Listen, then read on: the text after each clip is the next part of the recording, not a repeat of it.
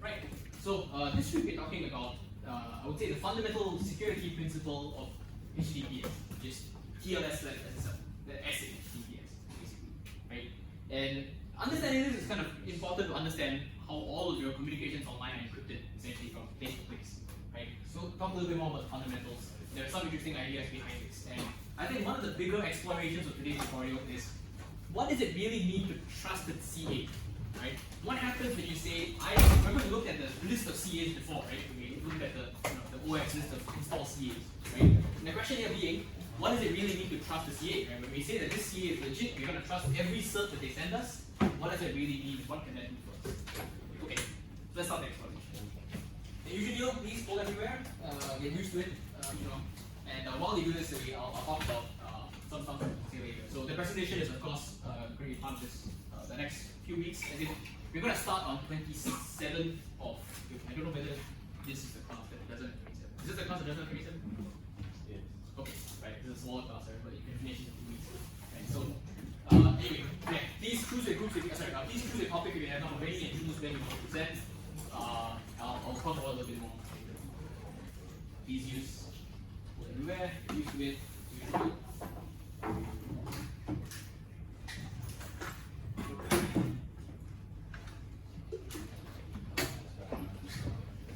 Recess week, and this is my 4th hour of teaching, so I'm not warmed up. Like I'm not used to this pain after a while. Alright, let's see.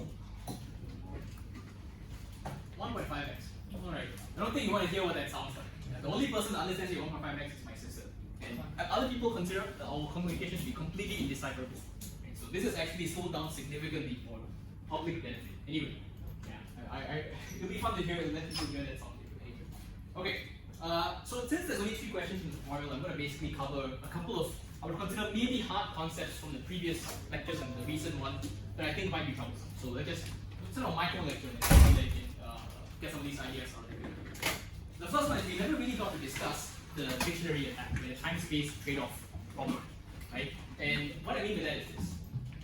Now assume that you have a plaintext and you hash it, right? And we all know that we can't go back from the hash to the plaintext, right? The assignment, of course, this is possible because your input is maybe not a very large size, right? So the assumption is if you have a very, very large input space, like random input, and you have a hash that came out of it, we don't know how large the input was that went in, you can't do anything about it. It's very hard to reverse such a hash, right? So the question is, how do we recover the hash, right? The first option is, of course, we use all the time we have available to us, right? We basically try every possible input combination until we get the hash that we're looking for, right? The problem with this is that this is a blunt instrument, right? You do this for every single possible input, right? It's really very important, right? Second option, we pre-compute everything, right? Every possible input we put into a database, and then we find every possible hash output, and then we check it when the time comes, right? Once again, both of these options are really blunt instrument, right? Neither of us have like 50 million years to spare and like 6,000 petabytes of data, right? We're not Google, right? We don't have this kind of resource at our disposal, right? So we come back to a fundamental CS idea again. We have 2 ends of the spectrum, neither of which are good enough for us. We generally try to find a theoretical way that we can slide ourselves in the middle somewhere, depending on what our capabilities are. Right? You might find this concept mirrored in many places where we have extremes and we always have a middle slider concept. Right? You'll see this in Google. So, what if we can only spare some time and some space? How do we configure this idea so that we can make this trade-off and we can choose, basically? And the idea behind this is hash chaining, right? Or this is called dictionary attack, yes, dictionary attack, right? Now what does this mean? So here's what we do. The first thing is we select the size of the input space that we want to hash. So let's say we have access to, let's say we have the space to store 2 million plain text, right? So we generate 2 million random plain text, okay? And then the next decision we have to make is how many hashes are we willing to do of this plain text, okay? Let's assume we choose something, okay? We just look at one possible combination. So we take some input, any of the 2 million inputs or for all of them, and we hash them and twice, right? So this is a two hop chain basically, right? So we take our value, we do a hash, we do a reduce, and then we hash it again, right? This is all the 2 hop chain. The reduce is basically important so that when you hash the value, you get 160 bits, right? And my input size, I know to be 50 bits only, I will just reduce it back to 50 bits only, right? I will just do this reduction that I get back only the first 50 bits, right? That's kind of the process behind this hash and reduce thing. That's kind of why we do this, so that we can, every step along the way, we have a new valid input that could possibly be an input to a hash, right? So Well, and the important point here is that we don't store this whole hash chain. Okay, these things you can be computed. When you compute them, could be 2 to the power of 10 steps, in depth. Where you could probably compute from the start many steps, and then finally reach some endpoint. Right? This is a choice that you have to make. We talk about that anyway, right? But the only thing we store from the hash chain is the start and the end. Okay, we only store the starting plaintext and the hash we end up with after all of these operations. Okay, and we need to make just one simple observation here. If I receive a ciphertext, okay, or any hash, right? Sorry, ignore ciphertext. Let's assume we receive some hash, right? And I see that one of my end value, right? So this is of course duplicated many times, right? Across many input plaintext, right? Many of these hash values at the end of the chain, right? And I check the hash that I receive, right? And I see that one of these chains has my hash at the end, right? So one of the chains that I stored ends with the hash that I currently have, right? What that means is that the plaintext, right? This plaintext here must be the one that corresponds to my hash. Convinced? Right? If I receive a hash value, I check my database, it's at the end, it means the plaintext must be this, right? Because it's just one step away, one hash away, essentially, right? But the important point is we can't go directly backwards. Right? We can't go directly backwards because we didn't store this value, we only stored this value, right? So how the approach is done is that once I see this ending value, I go back to the start and I just do the same process again. I hash, I reduce, hash again, then I see, oh, okay, I've reached the same hash value. Okay, great. It means the plaintext I just came from must be the plaintext of my hash. And that's how we solve this problem, right? So if the value I receive is at the end of the chain, I will basically look at the start and then hash all the way until I get my current value. And then I know the plaintext before I created my hash. Okay, any questions now?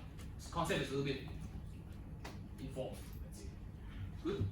If you see the value, we just repeat the process again to get back to it. Okay? Sorry? Okay, the reduce in our case is a bit naive. So all it does is that, since we have, okay, this is a 50-bit input, right? This is a 160-bit output, if it's a SHA-1 output or something, right? So this isn't a valid input to the hash again, based on our current system, right? I'll basically only care about 50-bit hashes, 50-bit inputs to a hash, right? So reduce basically just takes the first 50 bits to make it another valid possible plaintext. That's all it does. Very naive, right? But this is not the one we use in reality, but it is one possible way of doing this. Okay? So the next important question here is, what do we do when the value that we receive is not in any end of, we compute like millions of chains, it's not in any ending. What do we do then? Okay? And what we do is that we basically take the value we receive and we hash it again. Okay? So this is a question that someone asked in the previous equivalent question, which is, assume that my value isn't at the end of the chain, but it's in the middle somewhere. Right? I compute a chain that's hundreds of thousands of hashes long. Right? I only store the ends, right? And the value I receive is not the one at the end, but something in the middle. Right? Firstly, you don't know whether it's in the middle. Right? You just know that it's not at the end. Right? So what you do is that you hash the value you receive again and again until at some point it will be at the end. Right? So if I have a value, right, it's not at the end of the chain, maybe it's in the middle somewhere, or maybe it doesn't exist at all. Maybe we never computed it at all. Right? But assume the first case where it's in the middle of some chain. Right? I hash it a few times, right? And then maybe at the end it will reach the end of the chain. Right? And then I will know, okay, it's just the middle of the chain somewhere. I just need to start at the start and hash multiple times until I find the value. Then I can reverse it. Yes? How do you know that you're at the end of the chain? Because you stored all the ends. Oh. Right? You know how long the chain is, right? You know the chain is 10 long, right? So the most that your value can be away from the end of the chain is like 9 or 10, right? The most it can be 9 or 10. Right? But yes. Is there a way to prove that you can generate all possible sequences with, say, table of a certain size? You can't. Oh, so it's just, if it works, then it works. If not, then you have to brute force. Yes, very important point. Right? The same thing to computing every possible input. Right? Because you're right, your reduce function isn't proven to generate. Like we can talk about collision in a second. The fair point again, right, is that if your value, you take the value you receive, right, and let's say let's say my chain is too long. Let's take this simple example here, right, and let's say I hash my value one time. Okay, sorry, I take the original value and it's not here. I hash it once, it's still not in this chain. I hash it again, and then I see it in some chain somewhere, right? Can I recover the original value? Okay, I say it again. I have my hash value I'm trying to reverse, right? I have a chain of length 2, right? I hash my received value, the one I'm trying to sort of reverse, multiple times, 3 or 4 times, right? And then I see that, oh, actually it appears to be in the chain, right? Is this useful information that I can exploit? No. Right? Once I have this value, right? Let's say I have a value that I hash 4 times. It's at the end of this chain. Let's say I get y1, right? That means I need to go 4 hashes back to get to my plain text, right? So I try to go back. I mean, I can't go anymore, right? I started at this plain text. I can only go forward from this point. I can't go backwards, right? So the idea is that if you have a chain of length, n, right, and you receive a value, and if you hash it more than n times to be at the end of the chain, you cannot recover this plain text value. The only thing you have to do is brute force. That's kind of one way that this problem is not say solved, but basically it's how you can decide whether or not to continue in your process. If you hash the value n times, if it's still not in any chain, that means you just swing. You never computed the value anywhere in your entire table. You have to basically brute force it at this point. Yeah. So this is a difficult problem because you can't really prove that you solved every possible value, he says, and it's very possible you just never computed this hash at all. Yes. Seems like there's going to be a lot of duplicates in the video also. Yeah, that's the problem here, right? It's okay. Important point here, very important point is that it's not that given two different plain texts, the hash output will be the same. That's a collision. Okay, that's very unlikely to happen, right? What is likely to happen is that your hash, the first 50 bits, could possibly be the same. Your reduce function is what generates the same value, right? And then you're screwed. Basically, you store a massive chain, like two massive chains of exactly the same information. That is very much a possibility. Yeah. Which is kind of the downside of this idea again. But you can't prove, given the simple approach, that you have calculated every value, and you definitely have a lot of these repeats. Right? At some point, you're going to hit a collision essentially, not because of the hash, but because you reduce the hash to 50 bits. Maybe the first 50 bits are the same. There's no promise about that. Yeah. These are the problems with this algorithm, which is why in reality we don't use this idea specifically. We use a rainbow table, right? The only difference is what the reduce function is. Once again, you can go look this up yourself. That's kind of what we use today. So if you want to download a rainbow table, you can. And that's how people crack passwords today, right? Why compute all the hashes yourself? Just download someone else's rainbow table. You can. You can have download a 1 gigabyte, 50 gigabyte, 1 terabyte rainbow table, and just once you get a password, run through the hashes. And once you get a hash value, right, you can just run it through the whole system, get something. Yeah. And that's today's rainbow tables. Okay. Any questions? If not, that's the idea behind the time-space trade-off using. So it's a slider again, right? The slider here is that if we store more chains, we spend more space, right? And our chain is deeper, we have to spend more time to recover original value, right? That's a time-space trade-off, right? So if you want to spend less time but more space, make your chain shorter, right? If you want to spend more space, just calculate more chains. Yeah, that's the trade-off in this. Okay, let's move on. This is a cool idea that I really like. This is kind of thing I've been hinting to for quite a while that it exists, right? That if you have two parties, right, with public or private key information, you can actually collaborate to basically generate a shared secret key, right? This idea is a very, very powerful thing that underpins a lot of our modern security, right? Which is, I don't have a secret channel to you, right? I don't have a secure channel to exchange a secret key, right? So how do we both come up with a secret key, a shared secret key between the two of us, in an authenticated way, right? Let's discuss the non-authenticated version of this, where I don't know who I'm talking to. I'm just going to make a key exchange with them. Okay, let's assume that's the case, right? So idea being is that this is not secure against a malicious man in the middle. It's only secure against a eavesdropper, right? So and let's say I'm telling you my key is 10, right? That's useless, right? Because some guy is listening and say, oh, his key is 10. Okay, that's all. That's not a very good protocol, right? It's not secure against eavesdropping. So the first point we want to basically secure our secret key that we're deciding against an eavesdropper. We'll ignore the malicious case for now, right? So just an eavesdropper. The question is, how do we do this, right? First thing to keep in mind is that both parties need to agree on some public information, right? They can, blast it out in the wild, email it, whatever it is, right? Basically, they both agree on some value G and P, right? Which are just very large integers, that's it. Okay? Before I get into the math, I want to give you the analogy version. Okay, this is sort of stolen from Wikipedia directly, but some people might like the images better, right? So maybe the analogy doesn't work, maybe it does, but let me explain. So, both you and the other person have a common secret, in this case paint. Right? We're assuming this is a mixing paint problem. Both of us want to end up with the same paint. We don't want other people to know our secret colors, basically. Right? So both of us share some common paint, and we also have our own secret colors, right? These two. Right? And what we do is that we mix the public value together with our secret value into this new paint, and we send this sort of, this whatever liquid or whatever paint this is across a public network. Right? The assumption here, very important assumption, is that separating the colors is hard. Right? Given a combined color, and even if you know this yellow, it's very hard to separate it to get the original color. Okay, if you're a chemist or something, this is not for you. But the idea is assume this is hard, right? You and me, right? We can't do this, right? Maybe. Right? And the difficulty is at the end of the day, when I receive the other person's combination color, I just add my secret to it, and then I get the same color out. And this is a pretty good analogy of this process. Right? You basically mix colors together, and you're trying to separate, get a common color at the end of the day. So even if you combine these two values directly, you combine this weird yellow with this weird blue, you're not going to get this secret color, you're going to get some other crap. Right? It isn't useful to you. Okay, so that's the analogy version of this. Okay, for the mathematically minded of us, the idea is basically this. Right? Have G, an integer, P, an integer, both public, both large, most of the time. Right? And what we do is that we both choose a secret. right? Go through some secret. In this case, Alice chooses A, Bob chooses B, right? And a secret value. We never share this to anyone. Bob never finds out A, Alice never finds out B. Doesn't happen. Okay? All we do is that Alice computes this function, g to the power of A mod p. Okay, this is not complicated. This is just literally just exponentiation followed by modulo, which is just get the remainder of, right? So this is a very easy. Okay, it's a pretty easy thing to compute, right? It might be expensive. The numbers are large, but you can compute it pretty easily. But the idea is that you can't reverse this process easily, right? I can compute this very easily. G A mod p, I can do it, right? But I can't go from g x mod p back to x. That's kind of the guarantee here, or the idea, the mathematical property that this must possess, or this operation must possess, is that I cannot reverse it easily without brute forcing, right? So that's kind of the fundamental idea behind the Diffie-Hellman key exchange, right? That we exchange this G A mod p, the other person exchange their G B mod p, and we basically both compute g to the power of A B mod p, this value at the end, right? And this is the secret, right? The idea being that if I have G A mod p and G B mod p, I cannot just slam them together and get G A B mod p. That doesn't happen, right? So I need both the secrets A and B, and I cannot get them easily. And that's the fundamental idea behind the key exchange. We're sharing these functions. Any questions?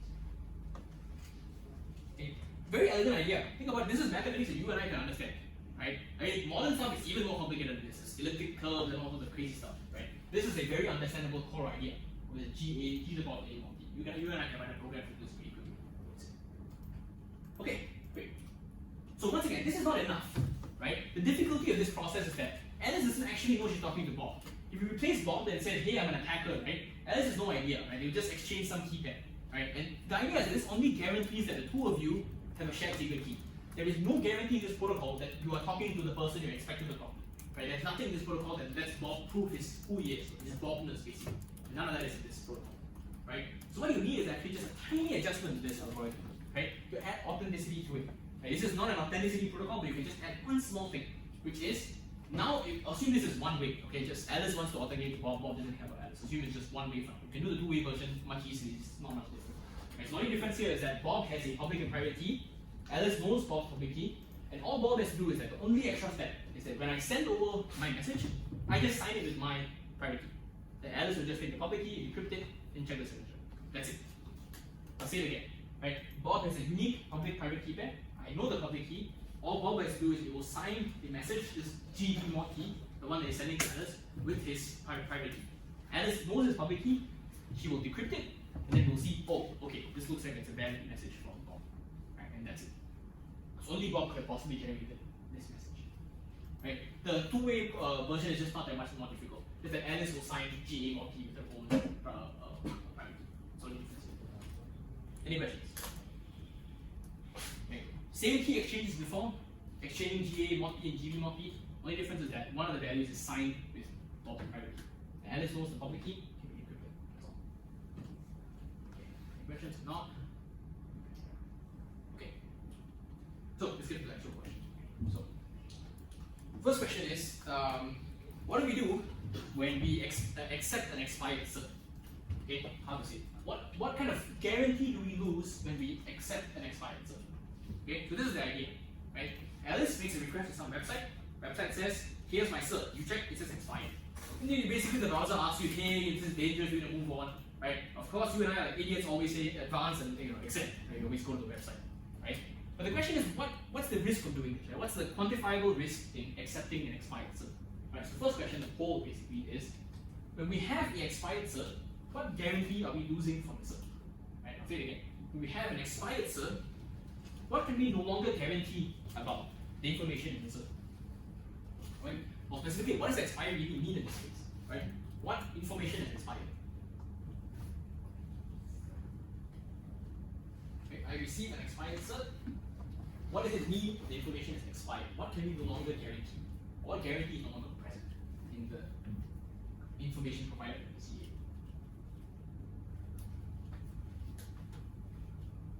If anyone is curious, I actually end up walking 17,000 steps a day in tutorials. Check. Every Friday I walk 17,000. I know because this buzzes me every single time. So what guarantee do we lose if our cert is expired?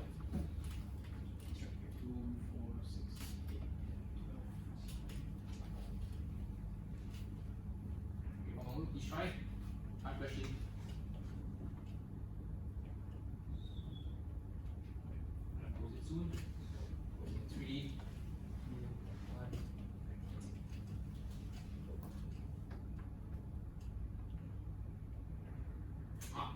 bamboozled again. Right? Okay, by the way, important point, I'm not doing this just to mess with you. Right? The reason I have hard questions is so that you can actually learn something. So, what's the point here? Now, people say all this information is invalid the moment it expires. Okay? I would say that this information was never promised by the certificate in the first place. Only one of these three things is. Right? Whether or not the issuer of the certificate, and whether or not the person who gave you this cert is valid, right? Like a legit CA, right? Has nothing to do with the cert. Right? You already trust this person. If you say that you get a cert from DigiCert, right? Like you already trust DigiCert. Right? There's nothing in the information of the cert that tells you that DigiCert is any more trustable than it was in the past. Right? You're right, the cert is signed with their private key, right? But this is talking about whether the issuer of the certificate itself is valid, whether they are a valid CA. Right? That's something you already know. Right? So not that one. Second one. Right? The cert authority doesn't guarantee that the public and private key are secure. Public key is fine, it can be in the wing, right? That's fine. But the private key, whether or not it's secure, is not something the CA knows, right? I just sign off on this process, right? I just say, okay, this guy has this public key. I make no guarantee about whether the private key is actually secure or not. But that's not a guarantee that the CA is making when they sign the cert. Not at all. The only guarantee they ever make in a cert, I mean, there are a few other small bits there here and there, but generally speaking, the main guarantee is that the entity in the cert and the public key in the cert are linked together, right? This website, this public key are together, or this person and this public key together. That's the only thing that's in the cert that's promised. So the answer here is the first one, right? The rest of the stuff is not what's promised in the cert. So the expiry doesn't affect. Okay, so the next question is that given this expired cert, what kind of attack is possible? Right? Given this expired cert, what kind of attacks are possible? Right? So we're going to give you 3 case scenarios, right? And I want you to really think about it. Now, the first one, I have an expired cert, right? The outdated cert uses a outdated hash algorithm, right? That allows me to re-sign the cert at some point in time with a forged relevant cert, let's say.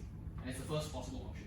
Right? The second option is some ex-employee, okay, grabs the private key, right, of the public key that belongs to the cert and runs away with it, right? And what they can do is that, what we're saying they can do is they man in the middle, Alice, who's trying to access the website, and they steal the information from this connection because they have the private key, right? And the important point here is that the certificate is not revoked, right? If you have a private key leak, right, the certificate is supposed to be revoked, meaning that it's never accepted. You can't even press go, right? You cannot access the website anymore, right? It's not expired, but the whole idea is that because the cert is already expired, the certificate was never revoked in the first place, right? So the first one is outdated hash algorithm. Second one is private key stolen, but the cert is not revoked.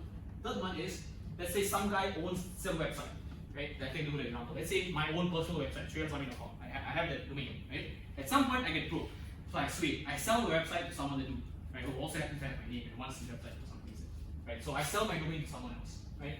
I still have the cert for my domain, right? It just expired, right? I have the cert. I use the cert for let's say many years, right? But it's an expired cert now because a new guy has basically come in and taken over my website. Let's say, and now I decide to man in the middle someone who's trying to access the website. So someone's trying to access my website, and man in the middle them, and I say that actually I'm the person who owns this website, even though I'm no longer the person that owns it, right? And I try to steal the information with my cert and my public key and private.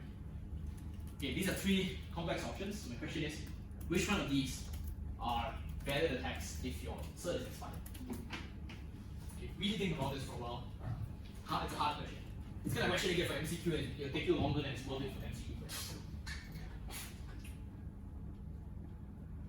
So if my cert is expired, which one of these attacks is possible? Outdated hash algorithm, private key stolen but not revoked, and your old owner comes back to haunt you, basically.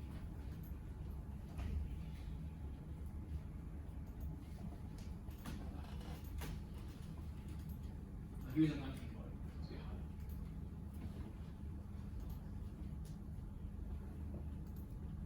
What information is, sorry, what attacks are possible if your cert is expired? What can you count?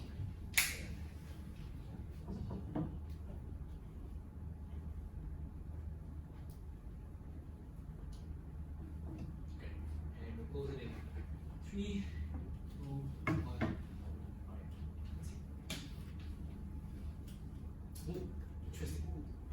Interesting distribution. Okay, let's see. Let's answer this one by one. Firstly, actually, surprisingly enough, right, no class before this has ever answered the first option.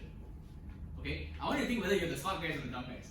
Okay, the good news is that you're the smart guys, right? The first option is actually an attack, a valid attack against the system, right? Why? Give you an example. Assume now it's 2030. I access some website. It says certificate expired. I check the cert. The cert says I'm using MD5 encryption, right? MD5 hashing, sorry. And then you know that in the past 2 weeks, some guy has come up with a paper saying MD5 is breakable with my pinky finger. I can break it with my calculator washed on my hand or something, right? So meaning that what it means when your cert is expired is there's a possibility, there's always a minute possibility that the hash algorithm used in the cert was basically not secure anymore.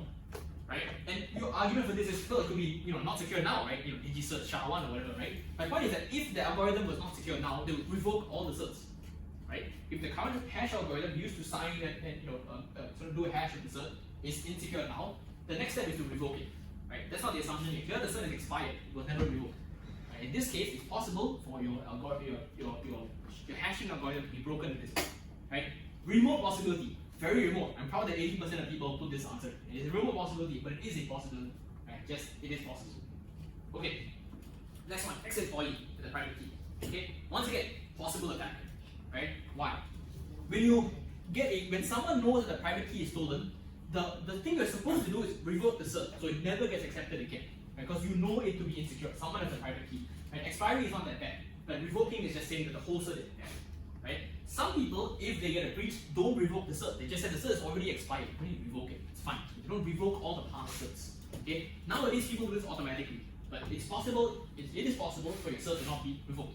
Right? So it's a valid cert. Sorry, it's an expired cert, but it's not revoked. In that case, the guy that has the private key can once again man in the middle you with the cert and steal the information. Right? Because the only thing about the cert is that it's expired. So that also is a valid attack. And lastly, I think most of you got this idea as well, is that the website itself could have changed hands, right? And the old owner still has the old cert, right? And then if that's the case, they could man the middle you again. They could, pretend to be the website, give you the cert, then decrypt your information that you're sending to them because they have the old cert and the old public key, the old private key. Whew. This one is really hard, right? So that's why I think this is a hard question, hard problem to figure out. Right? So, but notice an important sort of running theme here, right? I am not able to do anything unless I'm either able to hold the private key, I'm able to possess the private key, or I'm able to sort of force the cert, then I can put my own private key inside. Right? Without being able to do either of these options, I can't actually mount any significant attack. Right? Because if I just have the cert and I don't have the private key, what am I going to do? Right? If you try and access my website, I give you this fake cert. Right? I can't decrypt any of your communications to me. You tell me your username and password, I also cannot decrypt.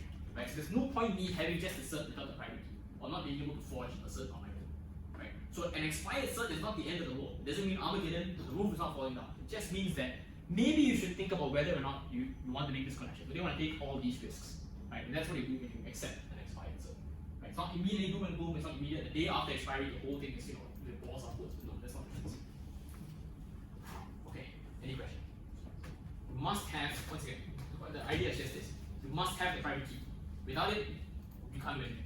Right? So just having the cert alone is not useful information at all. You must have something decrypted information coming through the channel. Right? Someone also pointed out previously that it is not easy to do a man-in-the-middle attack.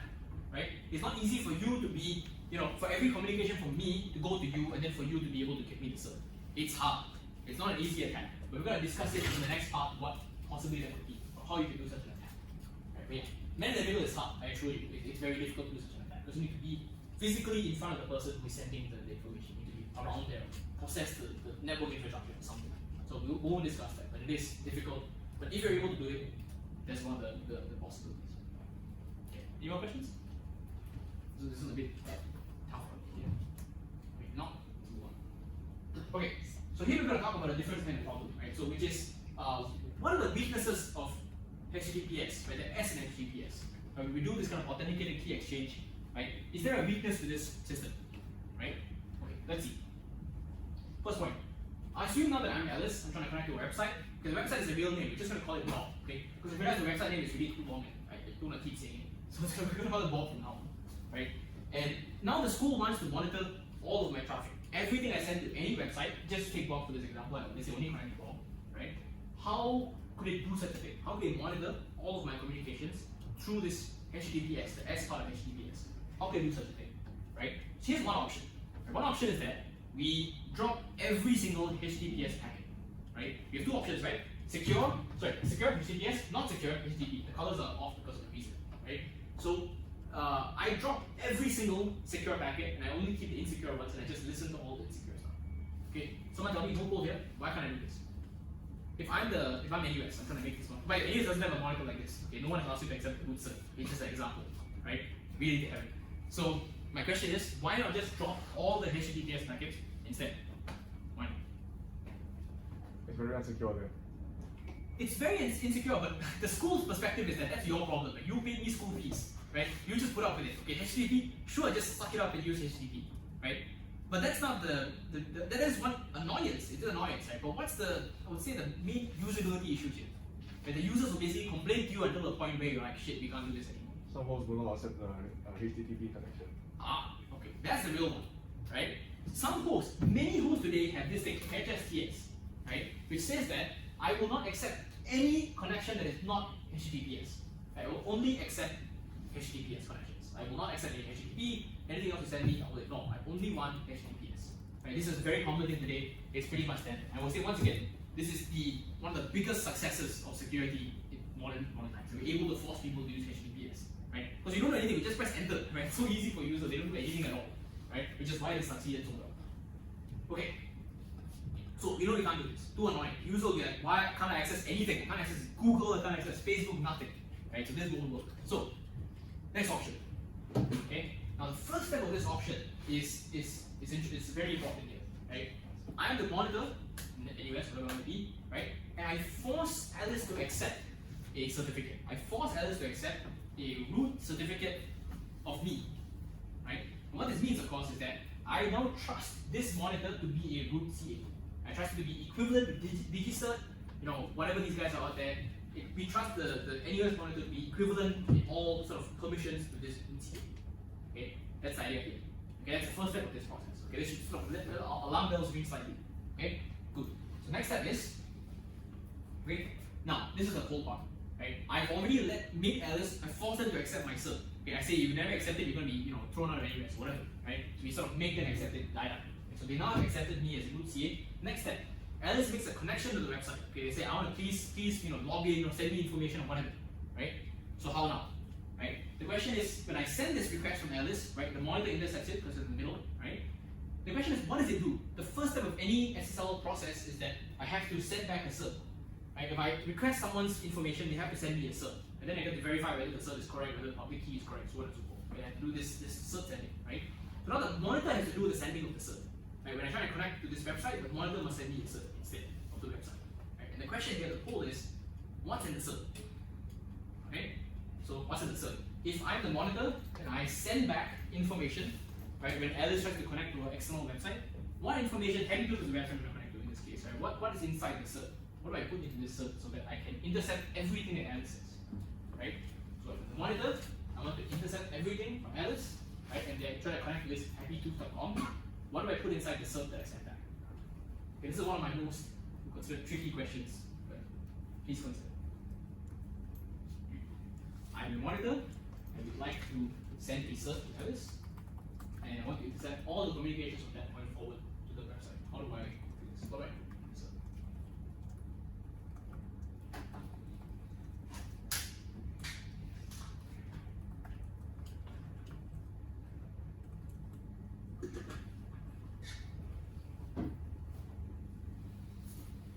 It's good enough, right?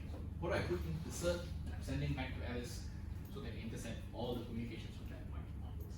What's in the cert? Okay.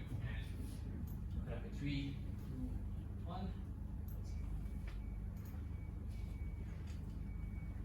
Not bad at all. Okay. So we have two options here. Let's think about which one is the right one. Right? Let's discuss the other two options and why they don't work. Right? First one. If I try to send back something with the monitor's public key, right? If I sign something with the monitor's public key, who can decrypt this cert? The monitor. Only the monitor can decrypt the cert, which makes the cert completely useless. Right? The cert has to be decryptable by other people to see whether the cert is legit. The cert is always encrypted with the public the private key to be decrypted with the public key. That's the first thing. So both of these options are already here. Okay, then we have these two options. The only difference is that one is using the website's public key, the other one is using the monitor's public key.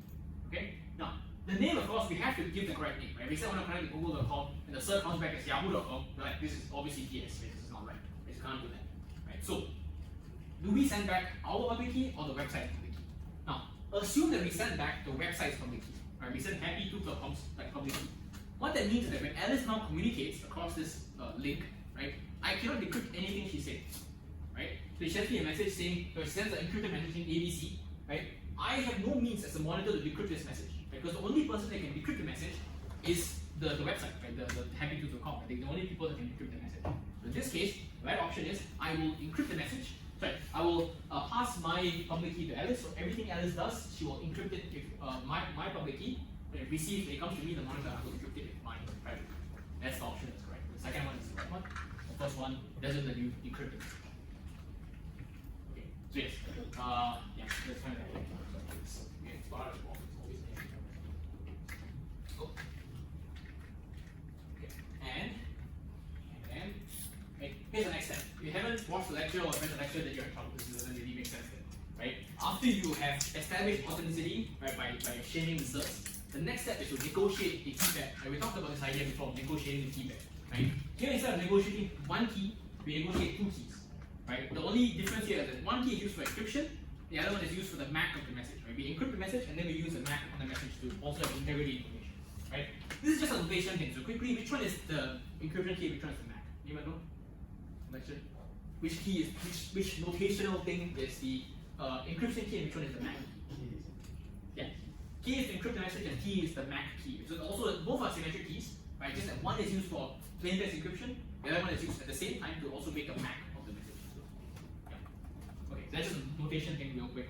And there's nothing really complex here that's going on, right? We just from our initial, we just doing authenticated key exchange, right? And instead of just generating one key, we generate two, right? Just so we get an extra integrity as well, right? And the next step after we do this is that we also generate a key pair between the monitor and the real website. Now we have everything in place, right? So what is the process? If I'm Alice now, what's the process for me to send a message from me to the website? How does it get from Alice to the website? What's the process? Given all this information, what is the process of Alice sending a message to the website and the message coming back? What do we do? Alice will sign her message with KA. Sign the message, okay? I mean, encrypt the message with KA and produce the MAC with KA. Yep. Then the monitor will decrypt it because it has the private key. Yeah, because it has the same key, right? Yeah, in this case it's right, sorry, because it's the Symmetric. Then it will forward the request or create a new request to the website itself and then forward the return data to Alice. Yeah, pretty much. Right? So yeah, it's encrypted with KA, then you ignore the MAC at this point, same process. You encrypt the message with KA, monitor decrypts it, but the point of the monitor is to check the message, right? So at this point, this is where they will check the message to see whether it's acceptable. They want to avoid swearing in the message. Who knows, right? So let's assume that's the case, then the message is re-encrypted and then sent over here, and it's sort of the same way of back, right? So two hot processes in this case, and no one is the wiser, right? Nobody knows whether they're communicating with a real person or not, right? Nobody cares. At this point, this is not the concern at this point. Yeah. So that's how this sort of a loud man in the middle attack has happened. So to me, the main question is, the one I wanted to realize here is that, how did this happen, right? HTTPS is supposed to be secure, right? We're supposed to avoid man in the middle, right? So what's the first and only mistake that we made here? We only made one mistake in this whole process. Why did Sorry? Trusting the CA. Yeah, we trusted Alice as the CA. That is the number one mistake we made. Sorry, we trusted the monitor as the CA, right? And that is the most dangerous mistake that we have made here. Because once you have trusted something as a CA, right, the CA has like unlimited power to do whatever it wants. It could basically man in the middle of you, they can affect your messages, because they are the god basically of who has what public key, right? So you can basically be used to man in the middle of you as much as they want, right? So why that matters to you is think of all the CAs you trust now. We saw it that day when I showed a list of CAs, right? If any one of them is rogue, you can get this problem, right? Any rogue CA is perfectly capable of issuing you a cert that isn't valid, that it has your own public key, and that this process could possibly happen. So really think about the weak link in our whole public key encryption scheme is this idea of the CA. It has been for many, many years, right? Many alternatives are proposed, right? There are federated systems, there are like peer-to-peer networks, there's so many different ways of doing it. And And for now, what we've been using all these years, HTTPS, still relies on ZA. Yeah, which is this sort of one weak link that we have always tried to target as. Okay. Any questions? Okay, not. Last one, real quick, is that we talked about S2. Right? S2 is the situation where we're doing the man in the middle with the monitor. We send the certificate. We make Alice plus as a root CA, right? Alternative is we make Alice install some software. I'll leave this up to you to think about how this might be done, right? And what we do is every time we make a HTTPS request, that we derive a session key, we will also make the software send the session key to our monitor, and then we monitor will just sort of eavesdrop and then see all the requests and then decrypt them as necessary, right? With the session key that we send over. These are the two possible options. And the question here is, the poll is, which one is better? And you decide what you think is better, right? The question is, I'm just opening this now, which one is better? Right? I'll go back to this slide again. Right? S1 and S2. S1 is where we have to install some extra software. Think about how we implement this, and we would have to send the session key over every single time, right? And the alternative is that we act as a middleman and make Alice accept the root CA. Okay. Now, when I say better, right, here we assume that we have no morals. Okay, we have thrown morals all out of the window. Okay, morals is not an important point of this discussion anymore. Right? We are now the school and we want to directly implement this monitor. Okay, what is the better way of doing it? Okay, we are looking at the school's perspective here. What do we do? Is it S1, where we have to have software do the proxy, or where we have a fake root CA? Which method do you believe is better? Choose it real quick.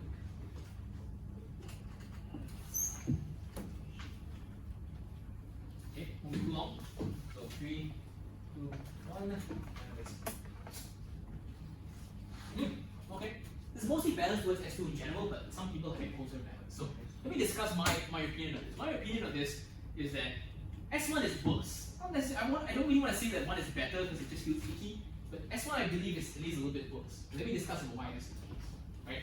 If you want to implement S1, how would you do it? I want to think about it. Right? How would I implement software that would always send to my monitor this secret session key? Someone tell me. How would I make this software? Where would I put it? You basically need like root access on the machine, right? To intercept every single software and look at it.